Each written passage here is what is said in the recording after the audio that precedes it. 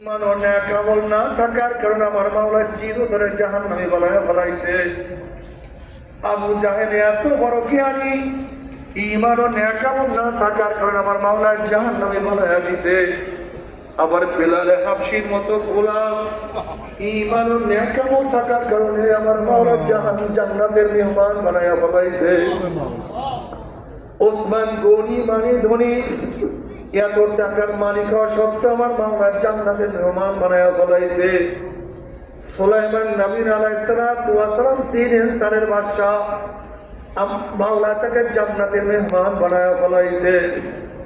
এ আমার যুবক বাবারা, মুরব্বী বাবারা, এ আমার পর্দারের মা বোনেরা, এ ছাত্র বাবারা, আমার মুরব্বী বাবারা, খবরদার, ঈমান ও নেক আমল না নিয়া কেউ আমার মাওলার কবরে যাইও না। ঈমান ও নেক আমল নিয়ে তুই কবরে যাইতেই পারো, কবরটা জান্নাতের বাগিচা হয়ে যাবে। ঈমান ও নেক আমল নিয়ে তুই কিয়ামতের ময়দানে উঠতেই পারো, আমলনামা ডাইন হাতে পুড়িয়া যাবে। ঈমান ও নেক আমল নিয়ে তুই পুলসিরাতে উঠতে পারো, পুলসিরাত পাল্টি আমার মাওলার জান্নাতে চলে যাবে। আল্লাহ কবুল করিয়া নাও।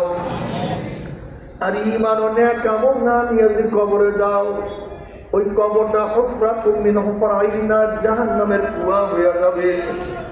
বাবারে তুমি কি দেখো না কত কবরের মধ্যে ধোঁয়া দেখা যায়? আমার দাদাজান রহমাতুল্লাহ একদিন এক জায়গা থেকে রওনা করছে, কাজী সাহেব বলতেন, হুজুর বড় মেয়ার কবরটা জিয়ারত করিয়া যান। হে বড় মেয়ার ভালো মতো শুনিয়া বুঝিয়া তারপর মাওলার কবরে যাইও। আমার দাদাজান রহমাতুল্লাহ যখন কবরের কিনারে দাঁড়াইলেন, তিনি অনুভব করতে আছেন কবরের মাটিটাকে উঠাইয়া ফালাইয়া দিতে আছে।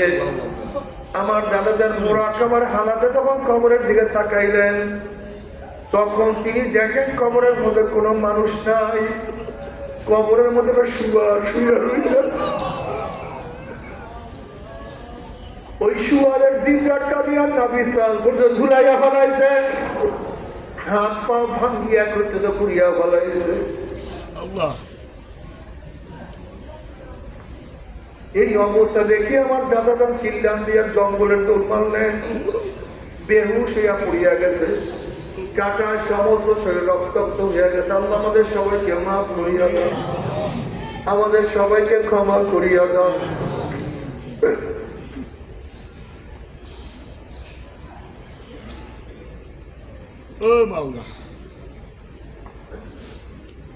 আমার কবর কত, কবরের মধ্যে 1 বছর, 100 বছর, 1000 বছর পরেও কাপড়ের কাপড় সব লাশ তাজা পাওয়া যায়। কি নিয়ামত আমার মাওলা দান করছে।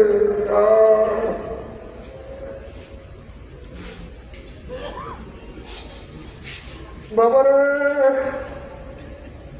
দুনিয়া থাকার জায়গা না, কেউ থাকতে পারবো না, কি দিয়ে রওনা করছি। আমরা সবাইকে মাফ করি,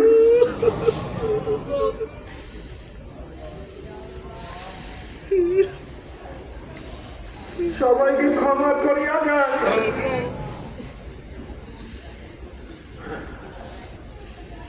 আল্লাহ আমাদের সবাইকে মাফ করিয়া দেন, সবাইকে ক্ষমা করিয়া দেন। ফারিকুন ফিল জান্নাতি ওয়া ফারিকুন ফিস সাঈর। কিয়ামতের ময়দানে একদলের জান্নাতের ফয়সালা হয়ে যাবে, আর একদলের জাহান্নামের ফয়সালা হয়ে যাবে।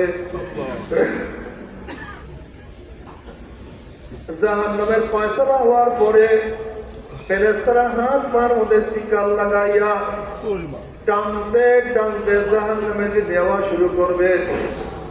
কত বাবা দেখবে ছেলেকে টানিয়া নিয়ে যায়, আবার কত ছেলে দেখবে বাবাকে টানিয়া নিয়ে যায়, কত ভাই দেখবে ভাইকে টানিয়া নিয়ে যায়, কত স্ত্রী দেখবে স্বামীকে, কত স্বামী দেখবে স্ত্রীকে, কত পীর দেখবে মুরিদকে, কত মুরিদ দেখবে পীরকে টানিয়া নিয়ে যায়।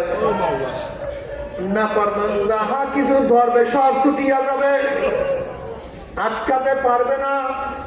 এভাবে টানতে টানতে জাহান্নাম।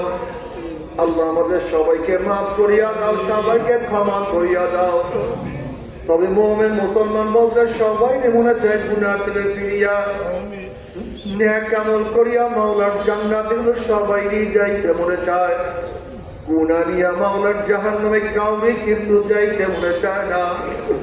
কিন্তু কেনই বা নেক আমল করতে পারি না, কেনই বা গুনার কাম ছাড়তে পারি না? এর মূল কারণ আপনার এবং আমার পিছনে নফস এবং শয়তান লাগিয়া রয়েছে।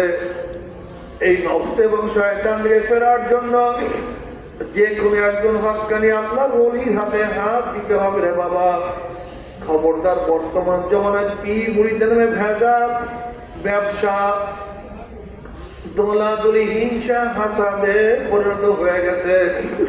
সমস্ত আল্লাহর একমত, যেই পীরের 5 জন মুরিদের মধ্যে কমপক্ষে 3 জনকে দেখবা আলহামদুলিল্লাহ সুন্নাত মুআমালাত মজবুত হয়ে যাইতে আছে, গুনার কাম ছাড়তে আছে, নেকের আমল করতে আছে, কলম নরম হইয়া চোখে পানি আসতে আছে। বিরিক্ষতর নাম কি, ফোনে পরিচয় আমি চরমোনায় বুঝি না। চরমোনায় দাওয়াত, প্রশংসা, প্রচার প্রসার করার জন্য আসিনি রে বাবা। চরমোনায় যাওয়ার তোমার কোনো দরকার নাই, কোনো দরকার নাই, কোনো দরকার নাই। তুমি যার কাছে গিয়া পারো গুনার কাম সারো, নেকের আমল ধরো, কলম নরম করিয়া চোখে পানি নিয়া মাওলার কবরে যাইও। যেরকম দুনিয়া করে না, গুণ লাগলে পানি ছাড়া নিভানো যায় না। ঠিক তদ্রুপ তোমার এবং আমার গুনার দ্বারা যে জাহান্নামের আগুন জ্বলিয়া রয়েছে, চোখের পানিও ছাড়া কিন্তু জাহান্নামের আগুন নিভানো সম্ভব না। কাজে আমার জন্য দোয়া চাই, আমিও দোয়া করি। সবাই সবার প্রাণ খুলিয়া দোয়া করো, যেন কিয়ামতের ময়দানে গলা গুলি বাঁধিয়া মাওলা একসাথে জান্নাতে যাওয়ার তৌফিক দিয়া দেয়। আল্লাহুম্মা আমিন। ও আমার পর্দার মা বোনেরা, 2 হাত তুলিয়া মাওলার দরবারে কান্দো আর মাওলার কাছে মাশাআল্লাহ। আল্লাহ কত আলেম ওলামা দিনে হাত তুললাম রে মাওলা। আল্লাহ কত সাদা দাড়ি ওলামা দিনে হাত তুললাম রে আল্লাহ। আপনি মাফ করে দেন। আল্লাহ কত বেগুনাহ না বলে কালবেলে ভাইদেরকে নিয়ে হাত তুললাম রে মাওলা। আল্লাহ কত জাকিরিন শাকিরিন ওয়ার খাস জান বান্দাদেরকে নিয়ে হাত তুললাম রে মাওলা।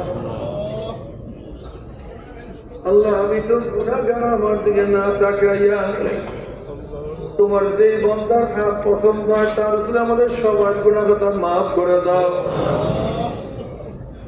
আল্লাহ মাফ করবাই না, ক্ষমা করবাই না। তাহলে তোমার বান্দার এখানে কেন আসছে, কি পাওয়ার জন্য আসছে, কি চাওয়ার জন্য আসছে? আল্লাহ আমরা দুনিয়া পাওয়ার জন্য আসি নাই, দুনিয়া চাওয়ার জন্য আসি নাই। দুনিয়ার বিপদে পড়িও কেউ আসি নাই। কেউ নামাজ কাজা করিয়া ফেলাইছি, কেউ রোজা ছাড়িয়া দিছি, কেউ বেপরদা কর্মের মধ্যে লিপ্ত হইয়া গেছি, কেউ হারাম কবিরা গুনাহ করিয়া ফেলাইছি। আল্লাহ আমরা জাহান্নামের কাজ করিয়া ফেলাইছি। আল্লাহ জাহান্নামের খাতা থেকে আমাদের নামটা কাটিয়া দাও। আল্লাহ জাহান্নামের খাতা থেকে আমাদের নামটা কাটিয়া দাও। জান্নাতুল ফেরদাউসের মধ্যে আমাদের নামটা উঠাইয়াই নাও। আল্লাহ আমরা যারা হাত তুললাম জানি না কার মা নাই, বাবা নাই, স্ত্রী নাই, সন্তান নাই, দাদা নাই, দাদু নাই, নানা নাই, নানু নাই, আত্মীয় নাই, স্বজন নাই, ভাই নাই, বন্ধু নাই। আল্লাহ যত মুমিন মুমিনাত মুজাহিদরা কবর শিয়ারে সবার কবর আযাবকে মাফ করে দাও। হে আল্লাহ খাস করে আমাদের ডাক্তার মুক্তার সাহেব সেক্রেটারি জেনারেল ছিলেন এক সময়, উনি আজকে দুনিয়া থেকে বিদায় হয়ে গেছে। আল্লাহ ওনার খবরকে জান্নাতের বাগিচা বানায় দাও।